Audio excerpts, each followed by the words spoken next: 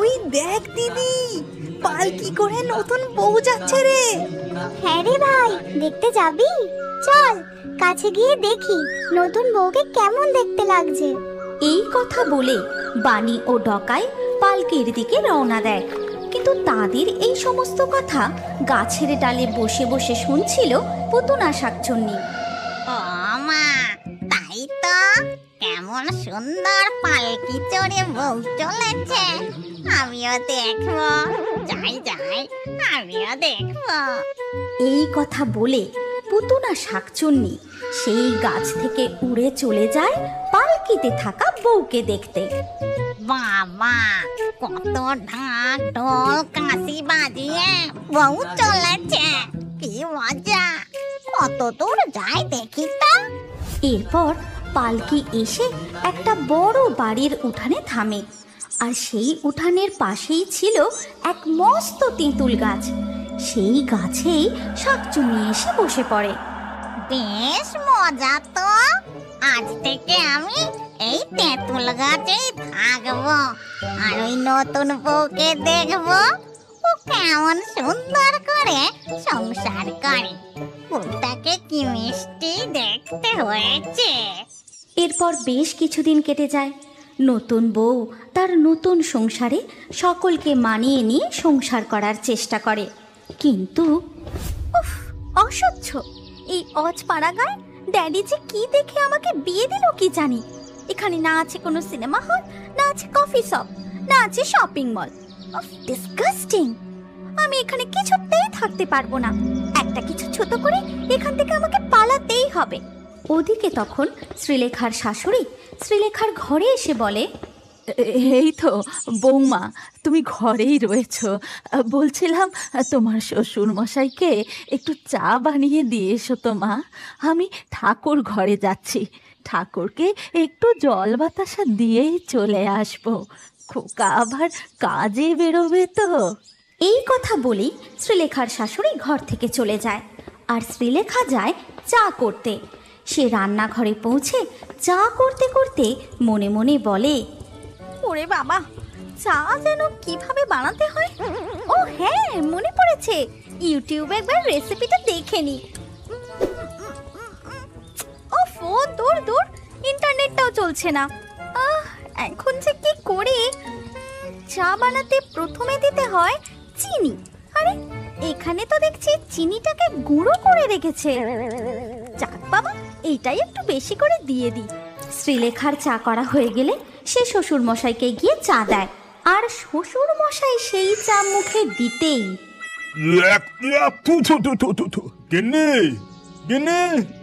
শিগগিরই একবার ঘরে এসো।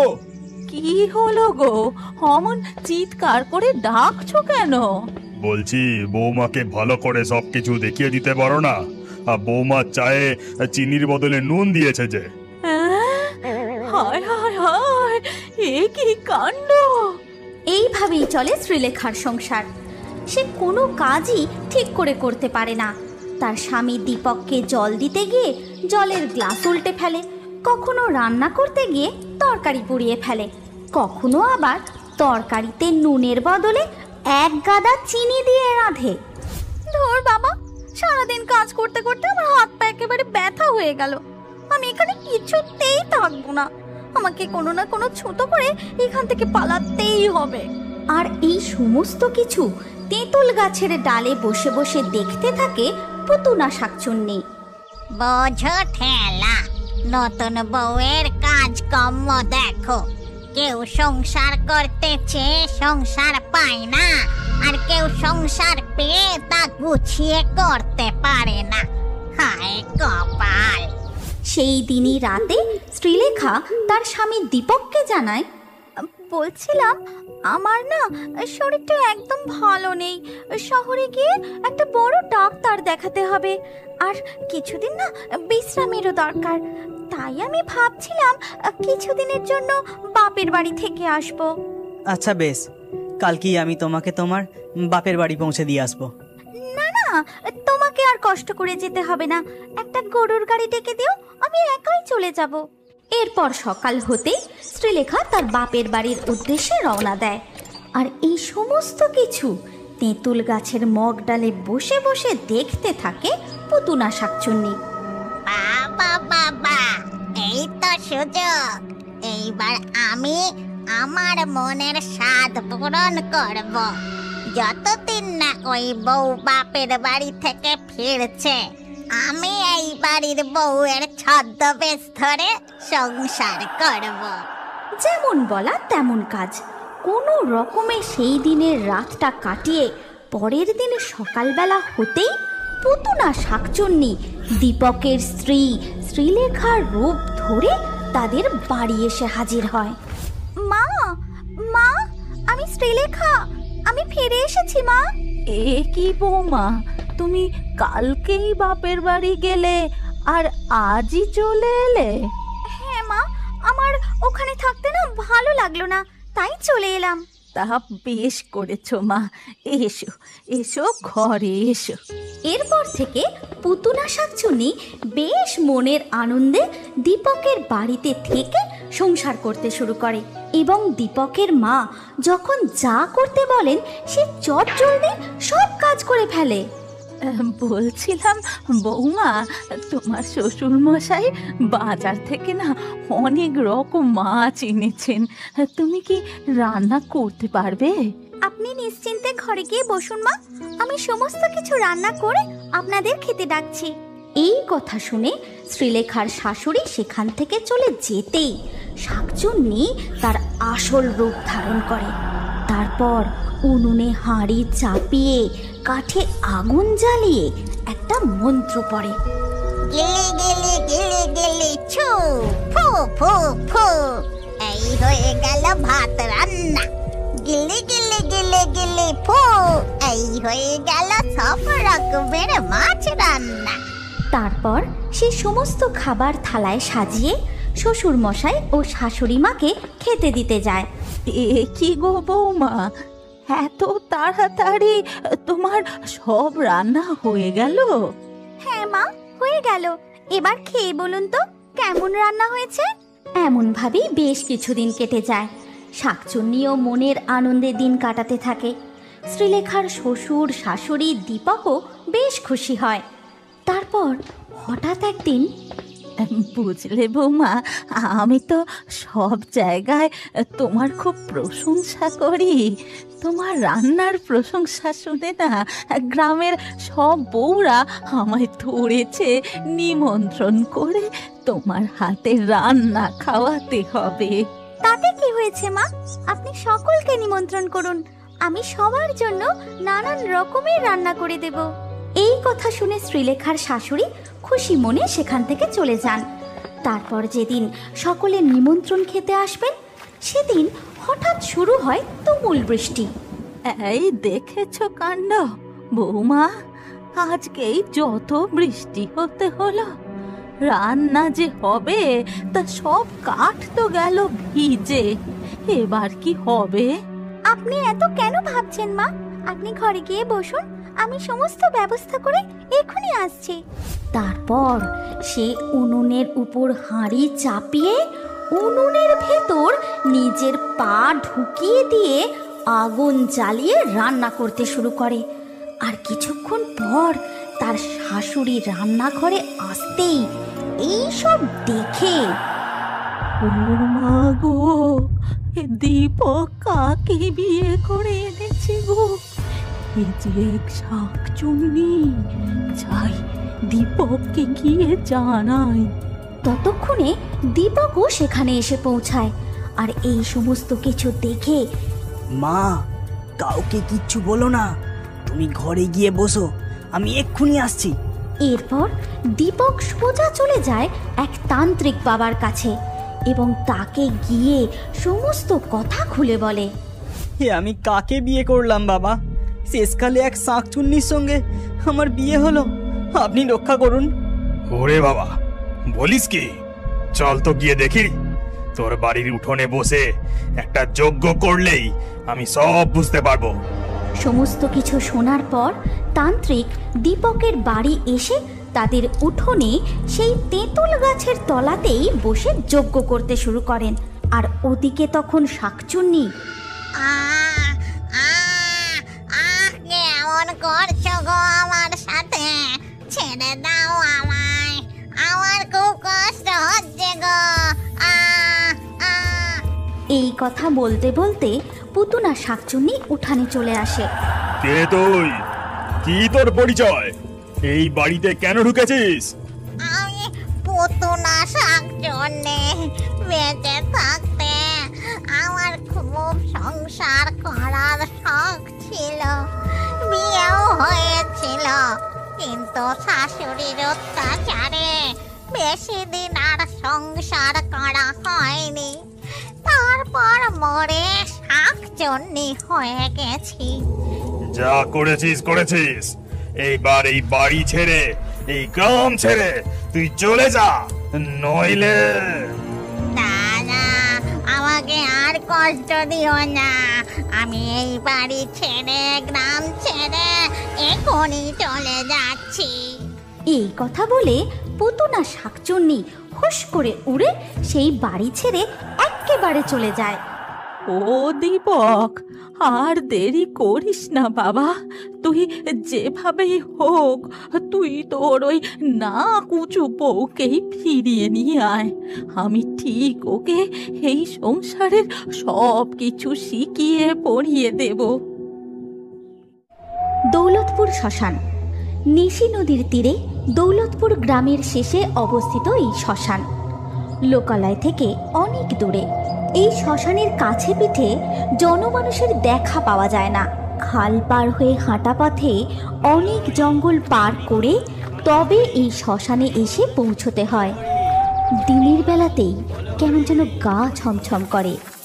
শ্মশানের পাশে দুখানা বড় বড় শ্যাওড়া গাছ আছে। ওই শ্যাওড়া গাছে বসবাস করেন 4 জন নাগরিক: হামদভূত, মামদভূত, ঘ্যাগভূত, খেদি পেতনি। রে হামজ, এই বলছিলাম কি, অনেকদিন তো বাইরে কোথাও যাওয়া হয় না, চল না অন্য কোথাও গিয়ে হামদর জন্মদিন সেলিব্রেট করি। হ্যাঁ হ্যাঁ, তাই চল, দারুণ হবে, হেব্বি হবে ব্যাপারখানা। চল।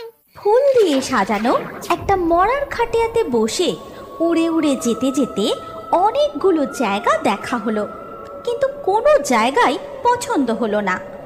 অবশেষে একটা বাড়ির উপর দিয়ে যাওয়ার সময় মাছ ভাজার গন্ধ নাকে আসতেই আহা,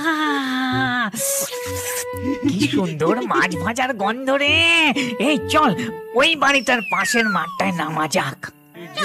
ওরে বাবা, কি গন্ধ! চল চল চল চল চল, আরে তাড়াতাড়ি নামা নামা। তারপরে তারা সবাই মিলে বাড়ির পাশের মাঠে গিয়ে নামে। এই, তোরা তৈরি তো? এই হামদ, মাছের কাঁটাটা ধর দেখিনি। নে, এবার কেকটা কেটে ফেল। Happy birthday to you, happy birthday to হামদ।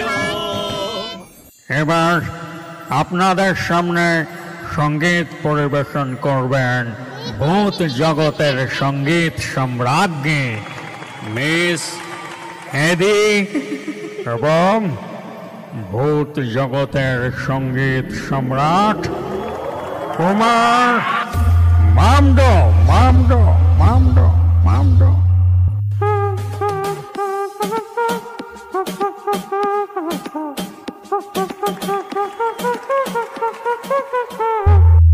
আমরা শ্মশানের ভূত, আমরা ভয়ঙ্কর।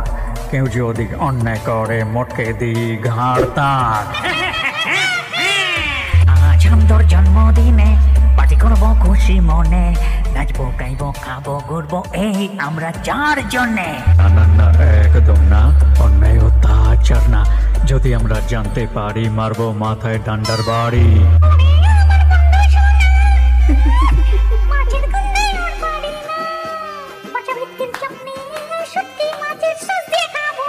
আমরা সব অশরীরে, আমরা উড়ে বেড়াই, তাই তো সব শয়তানকে আমরা করি সাফাই।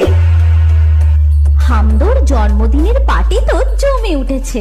হঠাৎ পাশের বাড়ির দজ্জাল গৃহিণীর চিৎকারে সঙ্গীতানুষ্ঠান থেমে যায়। সবাই ঝোপের আড়াল থেকে দেখে, এ কি, এখনো পর্যন্ত মাছগুলো ভাজা হলো না? হয়ে গেছে মা, তুমি গিয়ে বসো, রবির বাবা দিয়ে আসছে। তারপর বৃদ্ধ শ্বশুর মশাই মাছ ভাজা নিয়ে বৌমাকে দিয়ে আসেন। এই যে তোমাদের মাছ ভাজা। এখানে রেখে বারান্দায় গিয়ে বসুন, আমি গিয়ে আপনাদের খেতে দিয়ে আসছি। নিজেরা ভালো ভালো খাবার খাবে বলে বৃদ্ধ শ্বশুর শাশুড়িকে বাইরের বারান্দায় খেতে দেয় শুকনো ভাত আর তার উপর ছিটে ফোটা ডাল। নিজেরা কত কিছু খাচ্ছে, আর বাবা মায়ের বেলায় শুকনো ভাতে কয়েক ফোঁটা ডাল। তোমাকে অন্তত একটা মাছ ভাজা দিতে পারতো। ও ঠিক আছে, আমার তো বয়স হয়ে যাচ্ছে, কম খাওয়াই ভালো। নিজে না খেয়ে ছেলেকে খাইয়েছ, মাঠে কাজ করে ছেলেকে পড়াশোনা শিখিয়েছ, দুটো পয়সা রাখতে পারোনি। হে ভগবান, আজ এই বয়সে আমাদের এমন দিন দেখতে হচ্ছে।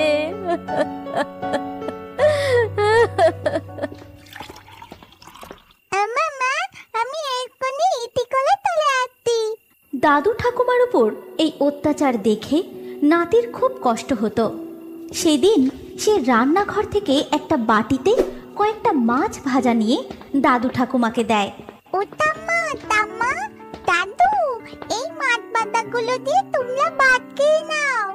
এমন সময় তাদের বৌমা পিছন থেকে গিয়ে নিজের ছেলের হাতটা চেপে ধরে আর বলে, দাদু ঠাকুমার জন্য মাছ নিয়ে আসা হয়েছে। পয়সা খুব সস্তা, তাই না? বড্ড সাহস বেড়েছে তোর। তাম্মা, দাদু ধন্যবাদ কেন খাবে? আবার কথা বলছিস? ঘরে চল শিগগির। এই সব দেখে ভূতেরা তো খুব রেগে যায়। দাঁড়া, বদমাস বউটার ঘাটটা একেবারে মটকে দিয়ে আসে। মাথা গরম করিস না, ওদেরকে অন্যভাবে শিক্ষা দিতে হবে। পরদিন ভোরবেলা ভূতেরা গাছের ছাওয়াতে বসে চা খাচ্ছে। অন্যদিকে বৃদ্ধ বাবা উঠানের ঝোপঝাড় পরিষ্কার করছে আর বৃদ্ধা মা সবজি কাটছে। এমন সময় দজ্জাল গৃহিণী একটা থালা ছুঁড়ে দেয়। থালার আওয়াজে ভূতেরা ওই বাড়ির দিকে ফিরে তাকায়। এইভাবে কেউ বাসন মাজে? বাসনে নোংরা লেগে আছে দেখতে পাননি? চোখের মাথা খেয়েছেন নাকি? এই তো মা, এই তো, আসলে চশমাটা ভেঙে গেছে তো তাই দেখতে পাইনি মা। গদা গদা গেলার সময় তো ঠিকই দেখতে পান। দাঁড়া তুই। ঠিক সেই সময় হামদো গাছ থেকে একটা কাঁচা আম পেড়ে বৌমার দিকে ছুঁড়ে মারে, আর সেই আমটা গিয়ে বৌমার মুখে আটকে যায়। আর এই দেখে রবি বলে, কে কে আম ছুঁড়ে মারলো? কে? বাবা, তুমি ওর মুখে আম ছুঁড়ে মেরেছো? এক্ষুনি তোমাদের এই বাড়ি থেকে বের করে দেব। আচ্ছা, যার বাড়ি তাকেই বের করে দিবি? সেই সময় ঘ্যাগো দেখে একটা গরু পটি করছে। সঙ্গে সঙ্গে সে তার লম্বা হাতটা বার করে কিছুটা গোবর তুলে নিয়ে সোজা ছুঁড়ে মারে রবির মুখে। কেউ বাড়ি থাকা ছুড়াবে তো? আজ ওদের উচিত শিক্ষা দেব। একটা হেভি প্ল্যান করতে হবে। সেদিন সন্ধেবেলা ঝমঝম করে বৃষ্টি হচ্ছে। রবি তখনও বাড়ি ফেরেনি বলে তার বাবা মা বারান্দায় একটা তক্তপোষের উপর বসে ছেলের জন্য অপেক্ষা করছেন। এদিকে রবি বউ, ছেলে এবং নিজের জন্য 6খানা মাছের চপ কিনে বাড়ি ফিরল। একটিবারের জন্য বৃদ্ধ বাবা মার কথা সে ভাবল না। ওই দেখ, বউটা আম তেল দিয়ে মুড়ি মাখছে। মাছের চপ দিয়ে মুড়ি গেলা হবে? দাঁড়া, ওদের জম গেলান গেলাচ্ছে। দাদু ঠাকুমা আর পুচকেটাকে কিছুক্ষণের জন্য ঘুম পাইরে দে, না হলে ভূতের তাণ্ডব নৃত্য দেখে ওরা ভয় পেয়ে যাবে।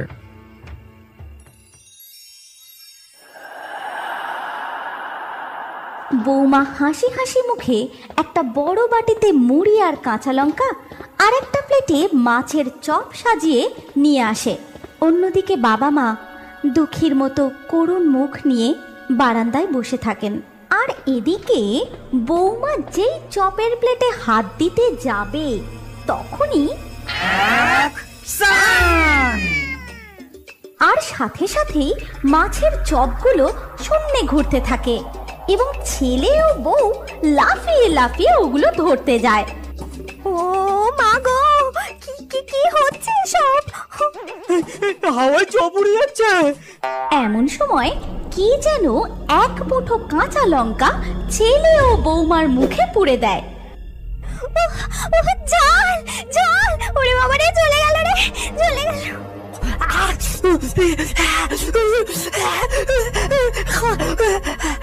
এরপর যখন তারা জলের বোতল নিতে যায়, জলের বোতলগুলো শূন্যে ঘুরতে থাকে।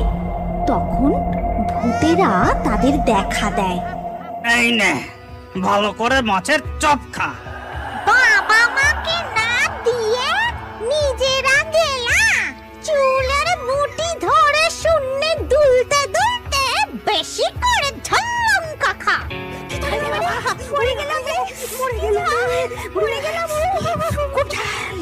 বুড়ো বাবা আর বুড়ো মাকে দিয়ে বাসন মাজানো, বয়স্ক শাশুড়িকে দিয়ে রান্না করানো।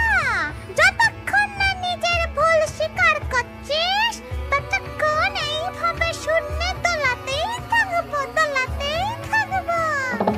জঙ্গল পরিষ্কার করো না। অন্যায় হয়ে গেছে, অন্যায় হয়ে গেছে। আমাদের ছেড়ে দিন, আমাদের ভুল হয়ে গেছে, আর কখনো হবে না।